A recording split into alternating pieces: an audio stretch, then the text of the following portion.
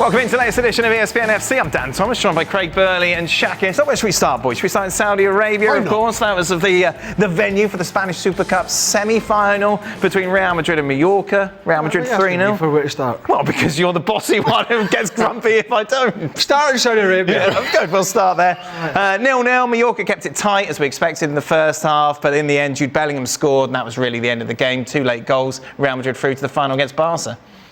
Yeah. Good night. Thank you very much. Real Madrid, once again, dominated the first half, but close game, not really clinical in the final third, and like we've seen a lot of times this season, have sort of worn teams down, which is not great surprise. Now, whether they're going to be able to do that to Barca in the final remains to be seen, but they were just too strong for Mallorca in the end, and actually Bellingham's goal, I mean, there was so many players on the goal line. How he managed to squeeze it through, I think there was a couple of nutmegs in there, but he managed somehow to get it over the line, and from that point on it always looked like Real Madrid were going to go through. Well, I suppose that you're looking for storylines throughout this. The better team beat Mallorca. That was it. But Vinicius Junior is clearly a target now. Yes. When it comes to being wound up. Well, and we saw him not just now. We've seen Vinicius be targeted. We've seen Vinicius be targeted by Mallorca, by this player.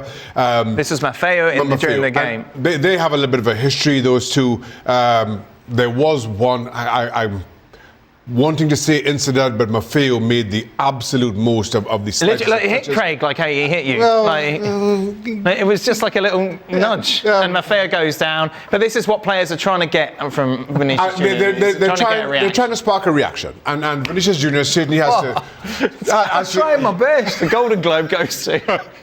Vinicius has to know and come to expect that. Given all the criticism of his sending off of late, I thought he handled the situation as well as anybody could on the day. And in the end, thankfully, he keeps himself on the park. He doesn't get carried away. Real Madrid don't lose sight of what's in front of them, and their quality just wear Mallorca down. Mallorca were always just going to sit tight and hope to get something on the break. They almost did.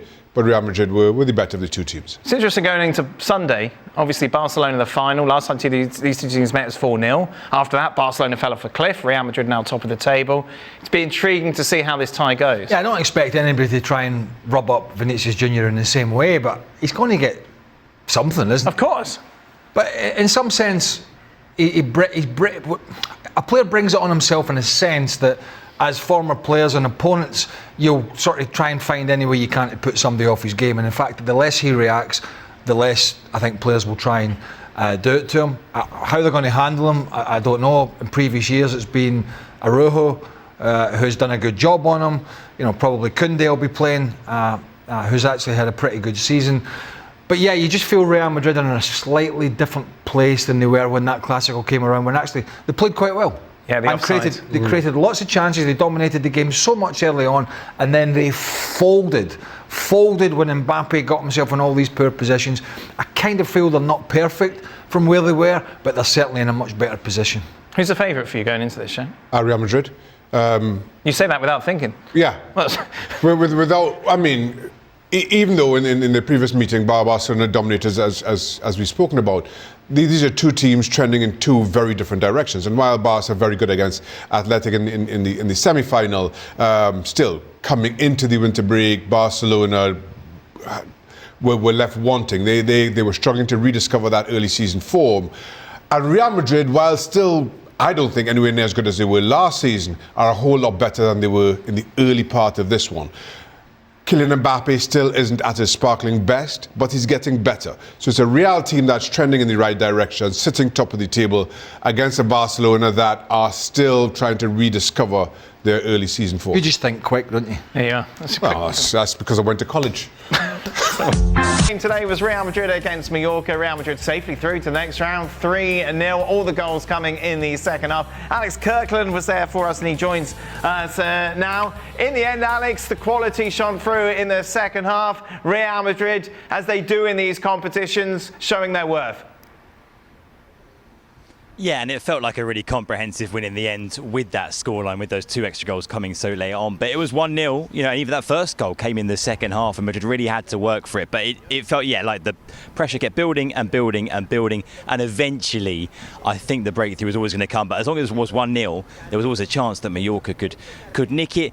Most of the post-match focus here, just been listening to the press conferences and in the mix zone as well, it's been on the sort of the scuffle on the field after that third goal around the full-time whistle as well. There was a bit of needle right the way through the match involving Vini Jr. and Pablo Maffeo, as we talked about earlier. That really continued with some of Vini's Madrid teammates getting involved with Maffeo as well. Some comments after the match as well from Aurelien Tchouameni saying there's one Mallorca player in particular, referring to Maffeo, who's always causing trouble. Ancelotti trying to play it down. Ancelotti saying, look, it was unnecessary from both teams. He said, I'm not blaming the Mallorca players, I'm not blaming my players either. It was unnecessary because the match was already done. And Ancelotti said he went onto the field himself to try and keep the peace. Maffeo's got a nice smiley face tattoo, Shaka was pointing out. Alex, would you ever go for that? Little smiley face tattoo on the neck? I'm not sure it's quite my look. What do you think? I would like to see that. I'd like to see Craig with a smiley face tattoo. I'd like to see Craig with a smiley face. Anyway, let's focus on what's going on around Dani Olmo. Shut up, I'm talking to Alex. Alex, Dani Olmo, is that done and dusted now? Do I never have to ask you about it again?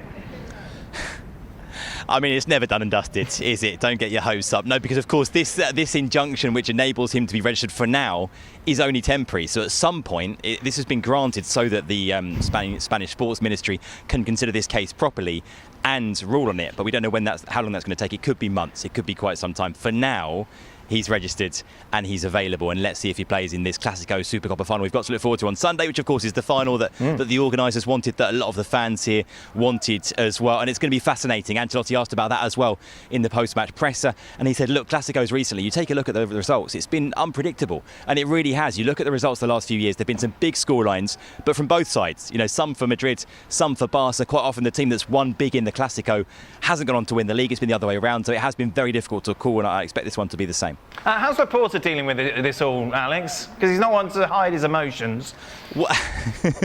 Yeah, with typical restraint. No, not at all. There were those brilliant images that we may well have seen on the show over the last few days of him reacting to the Dani Olmo news, really quite visibly and physically, basically punching the air in the VIP boxes here. And in fact, there have been some reports here, which we haven't been able to confirm personally, but reports of Laporta then in the VIP boxes being very vocal with some of the federation executives as well, because of course it was La Liga and the federation who'd come out together and denied the request to register Dani Olmo. That's now been overturned temporarily, as I say, by the sports ministry. So Laporta apparently was not quiet in the minutes after that news broke, and he was very, very vocal about how pleased he was about Dani Olmo being registered. And he views this as, I guess, as a victory in the short term. That doesn't take away the fact that the whole saga, I think, really has been quite embarrassing for Barca. One last thing to Barcelona's player of the season just a couple of years ago, Araujo linked to Juventus, really? Yeah, and he's a player who could be on the move this month. There is interest from Juventus, there's been interest from elsewhere as well. We know that Barca's financial situation means that potentially they'd be open to deals for players who you wouldn't necessarily expect them to be willing to let go. And Araujo is one of them. You look at the defensive options Barca have got, they've got players who can cover at centre-back, at full-back. Araujo is one of those players who has a reputation, has a price tag, there's interest there, and if they can generate some cash, it would be with someone like him.